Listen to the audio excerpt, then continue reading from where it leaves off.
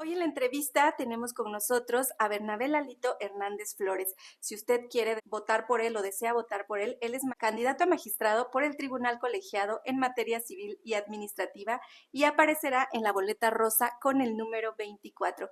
Muy buenas tardes, ¿cómo está? Buenas tardes, bien, muchas gracias por la invitación. Pues platíquenos primero quién es Bernabé Lalito Hernández Flores. Bueno, Bernabé Lalito nació hace 44 años en la comunidad zapoteca de San Juan Ye, Villalta, Oaxaca.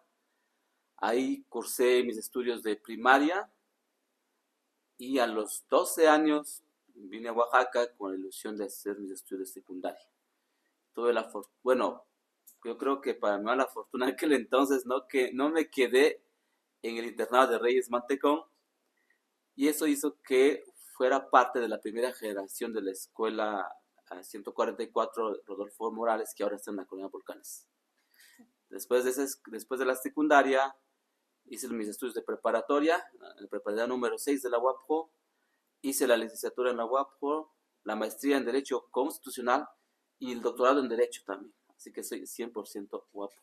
100% guapo. Orgullosamente guapo. Orgullosamente UAPJO. Qué gusto tenerlo aquí y también queremos preguntarle por qué quiere ser candidato. Más bien, Bueno, ¿por qué quiere ser magistrado? ¿por qué quiero ser magistrado? A los... Yo me tocó formar parte o ser parte de esa generación que vivimos el famoso Tratado de Libre Comercio de 1994, todo ese tema de la entrada de México tal como tal al neoliberalismo, y en aquel entonces mis maestros de primaria escuchaba que hablaban mucho de justicia, injusticia, de todo lo que podía provocar las desigualdades que podía desencadenar en la entrada de México hacia ese tratado. Eso en cierta forma me ayudó o me hizo pensar mucho sobre la justicia, pero después también tuve una vivencia práctica con mi madre. Tenía como 10 11 años cuando mi madre tenía un problema legal en Villalta, Oaxaca. Y entonces yo, sin hablar español, realmente era a la vez traductor de mi madre con el Ministerio Público, ¿no? Entonces era una barrera súper, muy fea en aquel entonces, porque los ministerios públicos se reían de mi madre, se reían de mí porque no entendíamos qué decían, ¿no? Entonces, ese hecho en concreto, esa vivencia que me tocó vivir, me hizo pensar seriamente en estudiar Derecho. Desde aquel entonces yo me puse la meta de estudiar Derecho. Entonces, de ahí, con el transcurso del tiempo, ya al entrar propiamente en la carrera de Derecho, me empezó a gustar más el tema de la justicia, el tema de la tarea jurisdiccional, y afortunadamente me tocó o pude cumplir mi sueño de ingresar en el Poder Judicial de la Federación. Esa fue la meta siempre desde que estaba en la carrera, y bueno, soy afortunado porque he venido trabajando en un lugar que siempre me gustó desde que estaba en carrera. ¿Cuál es su lengua materna? Zapoteco, yo hablo zapoteco, 100% zapoteco. Ok, ese es un buen dato también. Sí, no, y se ve reflejado porque nosotros traemos un acento que no se puede ocultar, digamos, ¿no? Y entonces, esa es parte también de una de las barreras que uno se enfrenta cuando llega a Oaxaca, porque yo cuando llegué a los 12 años en Oaxaca no sabía hablar realmente el español. O sea, yo podía leer, pero no comprendía, y tampoco podía expresar lo que yo leía. O sea, esa es una de las cosas tan chistosas que a veces uno vive, que ahora viéndolo a estas alturas de mi vida, pues realmente a veces no te das cuenta que es un factor muy importante para seguir estudiando, ¿no? Claro. Y ya que Sí. hablamos del tema de justicia, ¿cuál es su percepción de la justicia en Oaxaca? Tendríamos que, digamos, distinguir entre justicia local y justicia federal. Ese ha sido siempre el tema que comúnmente se confunde, porque una cosa es la justicia federal y una cosa es la justicia local.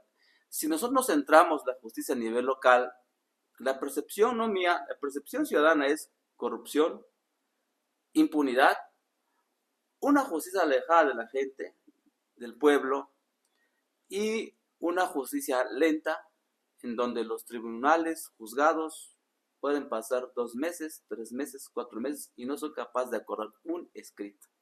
Olvidémonos una demanda, un escrito. Me ha tocado de repente conocer asuntos de familiares, y es increíble que un juzgado en un tribunal del Tribunal Superior de Justicia, en una sala del Tribunal Superior de Justicia, no acorden un escrito en 3, 4 meses. Cosa diferente en un juzgado federal. En un juzgado federal solo tenemos 24 horas para acordar una demanda o un escrito.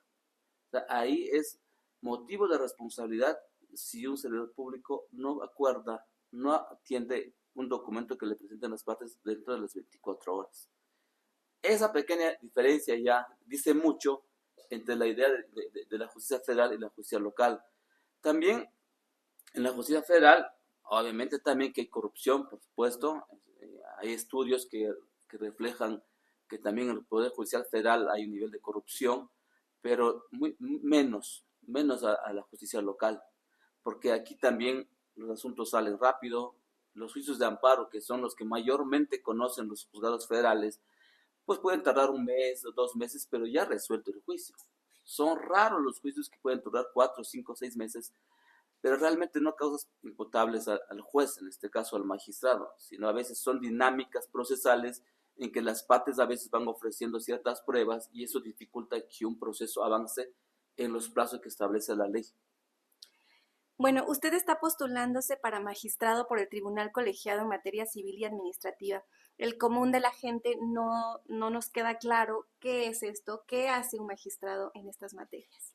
Sí, esa es una pregunta muy importante porque más que decirle a la gente qué hace un magistrado, yo creo que yo le diría a la gente qué hace un tribunal colegiado, sea la materia que sea. Okay. Un tribunal colegiado es un órgano terminal. ¿Qué significa esto? La mayor parte de los asuntos de las personas terminan en un tribunal colegiado. Después de un tribunal colegiado solo está la Suprema Corte de Justicia de la Nación. Pero los casos que llegan ante la Suprema Corte son casos excepcionales, son casos realmente relevantes para el país o de gran importancia para el interés nacional. Entonces, la mayoría de los asuntos, el destino de la gente se termina en sede de tribunal colegiado. Por eso que es un órgano terminal. Después del tribunal colegiado ya no hay ningún otro recurso que agotar en un asunto. Por eso es tan importante que la gente sepa que tiene que elegir a las mejores personas para que puedan ocupar el cargo de magistrado en un tribunal colegiado. Claro. A diferencia, por ejemplo, de un juez de distrito, un juez de distrito todavía se puede dar el lujo de equivocarse, porque hay un tribunal colegiado que va a revisar la sentencia que dictó ese juez de distrito, pero un tribunal colegiado ya no puede darse ese lujo. Es la verdad legal, la decisión que toma es la definitiva. Entonces, por eso es que tan relevante que la gente entienda esta parte, comprenda esta parte, porque esas elecciones van a decidir el futuro del país durante muchísimo tiempo. El futuro de la justicia depende en gran parte de esas elecciones que vamos a vivir el 1 de junio. Ahora, en materia civil y administrativa, que es donde a mí me estoy postulando, conocemos asuntos o se conoce asuntos que tienen que ver con pensión alimenticia, divorcio, juicios reivindicatorios, ¿no? Nulidad de compra-venta para que la gente nos entienda. Tiene que ver, por ejemplo, con que un comerciante vaya al municipio y le clausure su negocio.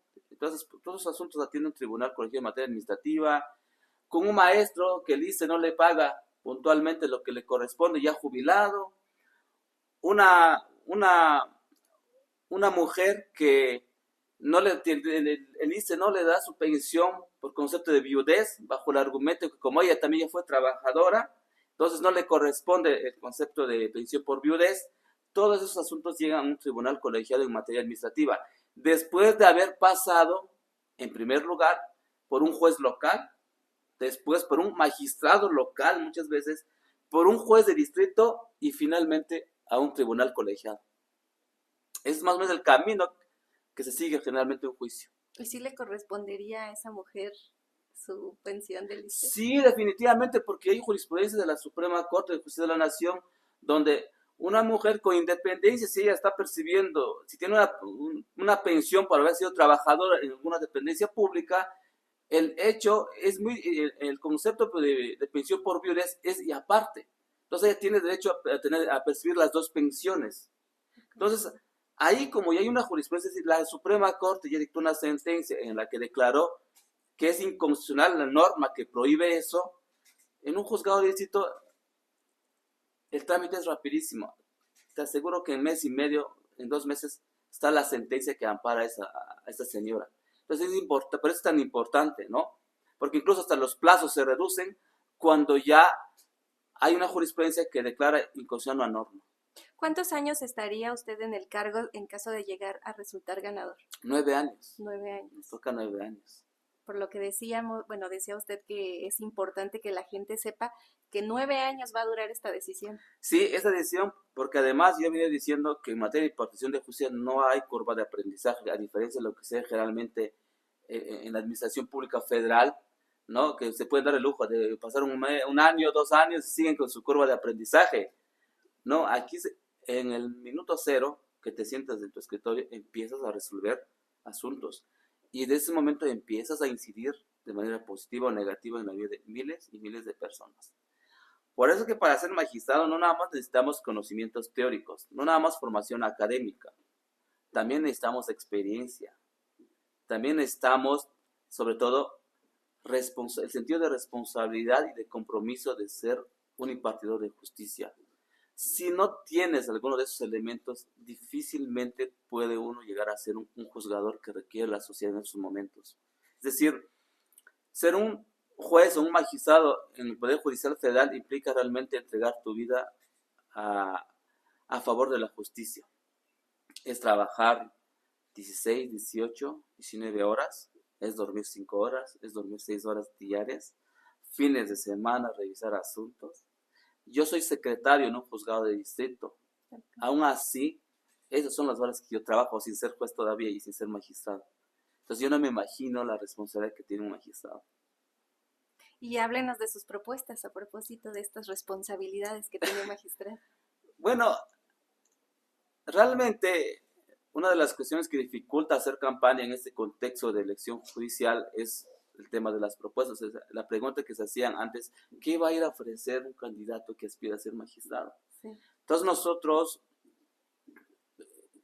diseñamos, reflexionando, qué podíamos ofrecer a la gente, algo que realmente impactara en el sistema de impartición de justicia. Yo escucho a otros candidatos que vuelven a pedir cosas comunes: justicia imparcial, juez honesto, juez con despachos con puertas abiertas, ¿no? Juez responsable, etcétera. Eso ya lo sabemos. Además es lo mínimo que se le exige a un juez federal. Un magistrado federal esos conocimientos lo sabe y se ha formado bajo esos principios. Necesitamos transitar algo más.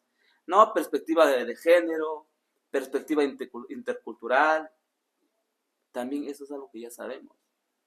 Entonces, por eso es que nosotros pensamos en cómo cuestionar la idea de justicia que tenemos actualmente, esa idea de justicia con los ojos vendados, y hemos venido hablando de una justicia con los ojos abiertos. Entonces, esa es la principal propuesta teórica, epistémica, y que puede impactar en la forma en cómo se puede impartir justicia en Oaxaca y en México. No es algo inventado que se me ocurrió de la noche a la mañana.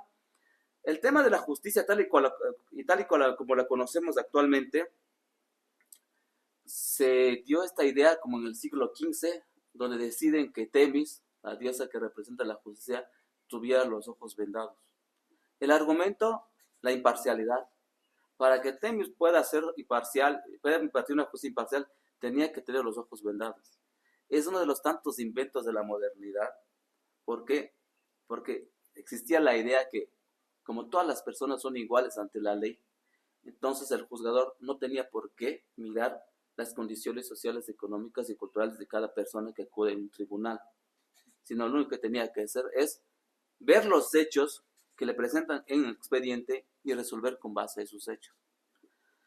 Nosotros, en sociedades como la nuestra, donde hay tantas desigualdades, discriminaciones, esa idea de justicia simple y sencillamente lo que ha hecho es provocar aún más desigualdades, más discriminaciones y más exclusiones. Por eso es que hemos dicho, tenemos que abrir los ojos a Temis, para que así Temis no se concentre nada más en los hechos, sino también vea la realidad de cada una de las personas que acuden a un juicio, para poder hacer los ajustes que tenga que hacer, para poder igualar las partes que contienden en un juicio. Al final del día, un juicio es una contienda, es una guerra entre dos personas, pero obviamente pero no parten del mismo lugar. Hay unos que parten con más privilegios, otros que vienen desde mucho más abajo. Entonces el juez lo que tiene que hacer primero, igualarlos en armas para que puedan defenderse a XY en igualdad de condiciones en un proceso. ¿A qué se refiere con igualarlos en armas? Claro, por ejemplo, no es lo mismo un campesino que llega con un defensor público local deficiente, sin preparación, con una persona con un alto poder adquisitivo que llega no con un abogado, sino que llega con un despacho de abogados dispuestos ¿no? A destruir al pobre, a acabar con el campesino a quien le está quitando todavía sus tierras. Entonces, esas son las armas que tiene que cambiar el juez, que tiene que hacer los ajustes necesarios para poder garantizarle que el campesino, la persona indígena, la madre de familia, tenga una defensa adecuada, tenga una defensa de calidad para que pueda hacer frente a estos abogados que trae la otra parte, ¿no?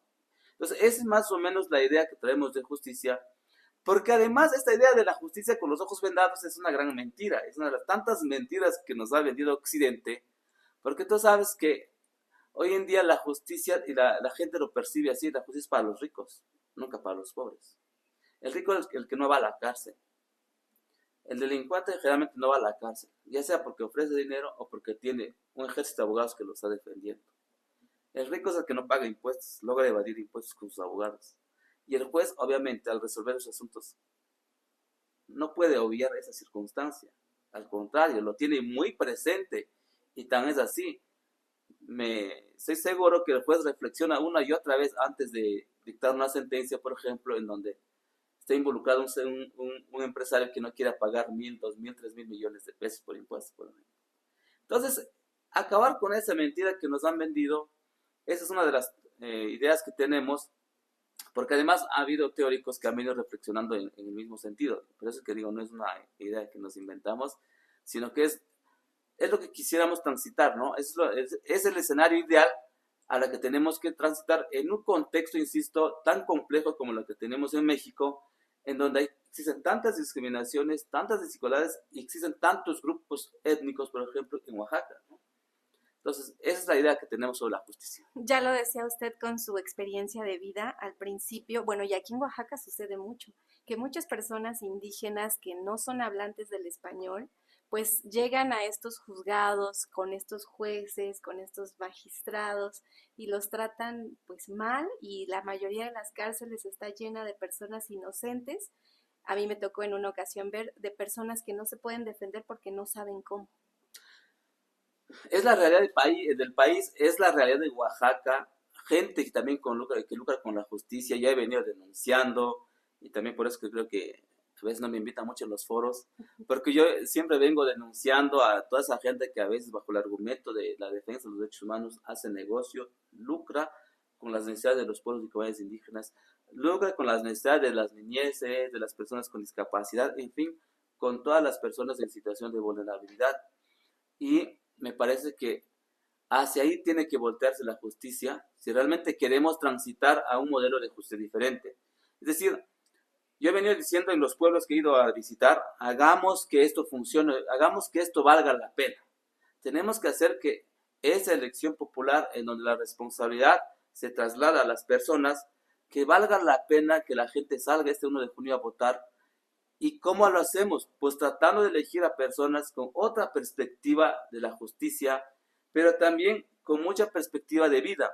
Como decía, no basta con ser un buen académico, ¿no? En la academia el derecho se mira muy bonito, ¿no? Se mira romántico. En la Facultad de Derecho te enseñan cómo funciona el derecho de una perspectiva irreal. Cuando tú acudes a los tribunales, empiezas a trabajar, pues te das, ¿no? Te caes con la realidad que dices, eso dista mucho de lo que te enseñaron en las facultades. Pero también necesitamos a alguien con mucha experiencia que ha estado en el servicio público, porque también he visto en esas elecciones que hay gente que nunca ha estado en el servicio, olvidémonos en el Poder Judicial, en el servicio público, y ahora están buscando la magistratura. Hay también gente con intereses políticos que está buscando una magistratura. O gente que ya estuvo ahí y se salió porque no aguantó el ritmo que implica trabajar en el Poder Judicial Federal. Insisto, implican altas jornadas de trabajo, pero es que implica mucha responsabilidad. En mi caso, diario, por ejemplo, llego a las 8 de la mañana, es mi horario de trabajo. Por ser secretario, posiblemente mis compañeros llegan a las 10, pueden llegar 10:30, porque cada quien trabaja a su manera.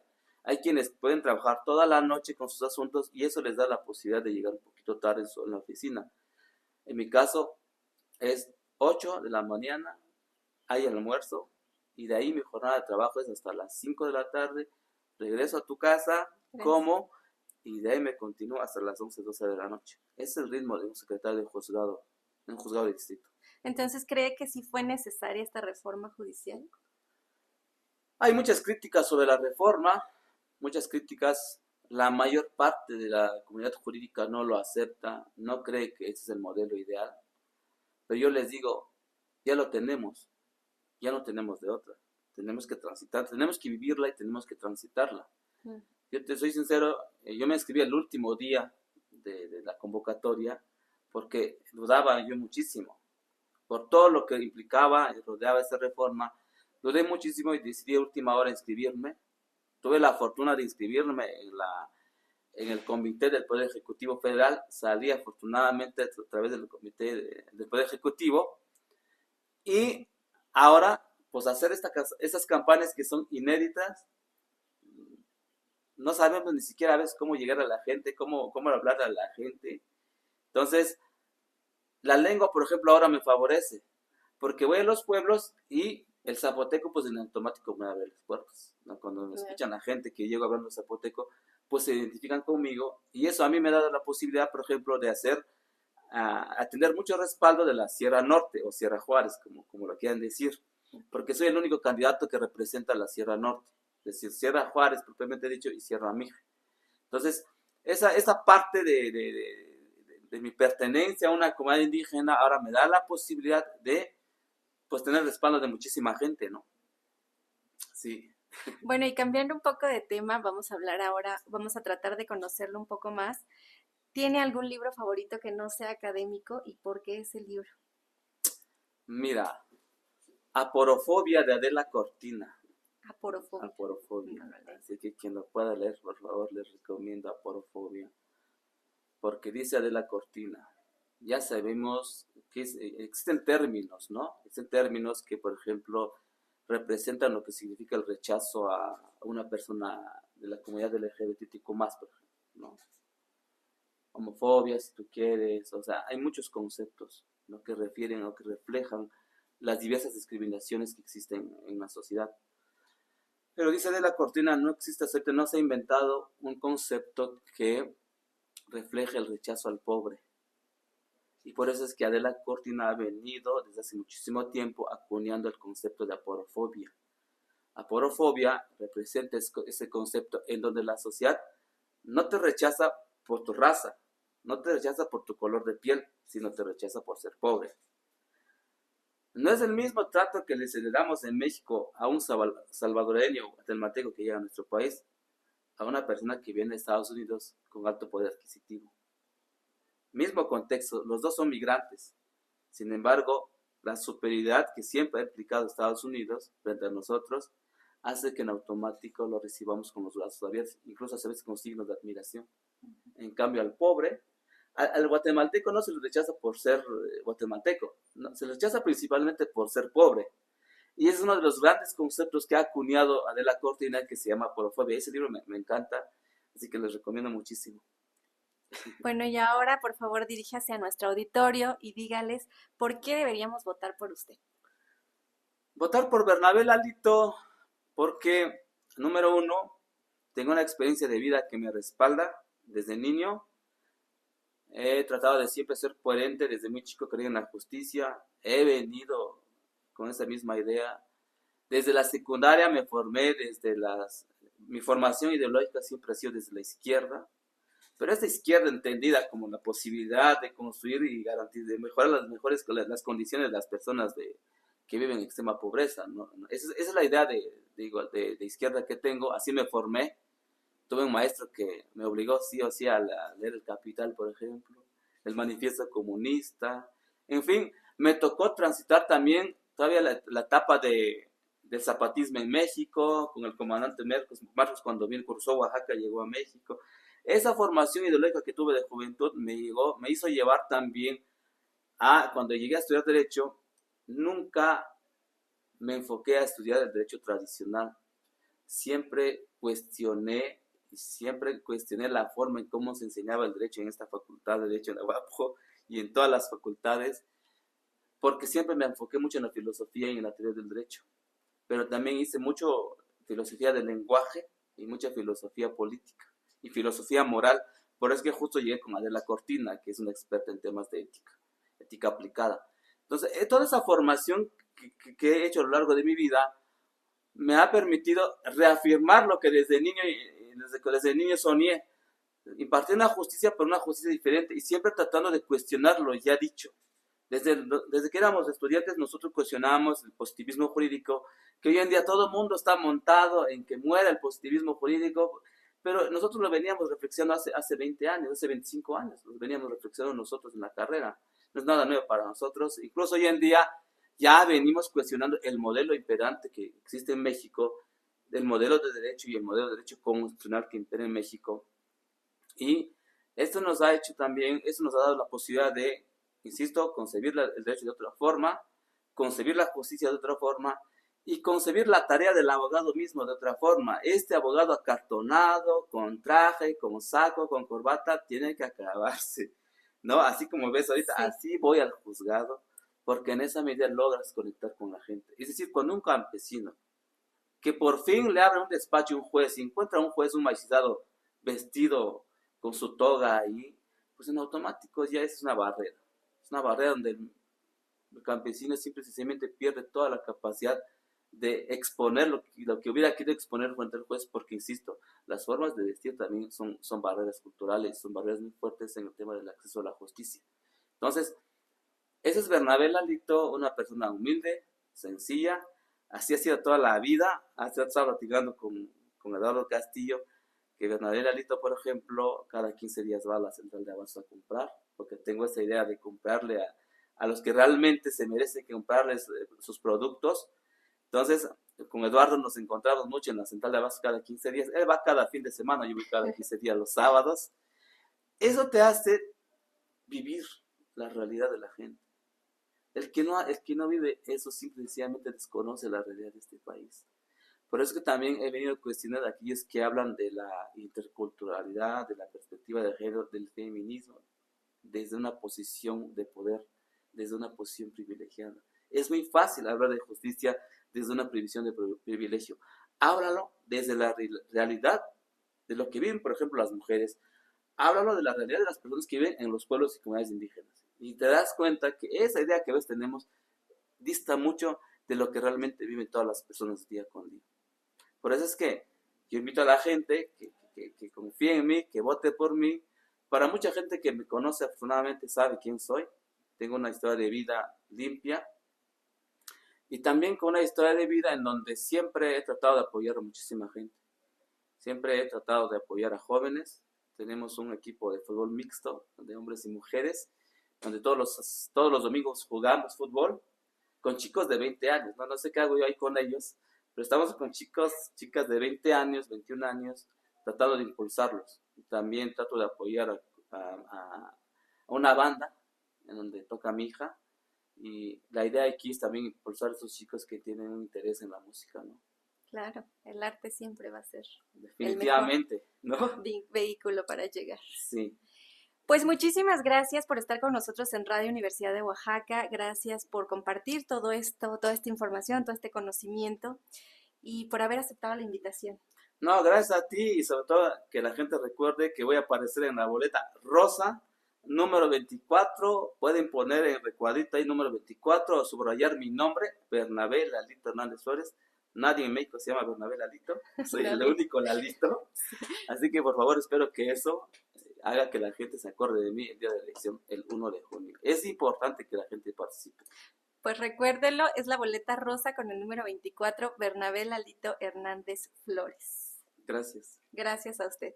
Seguimos aquí en el 91.5 de FM Radio Universidad de Oaxaca.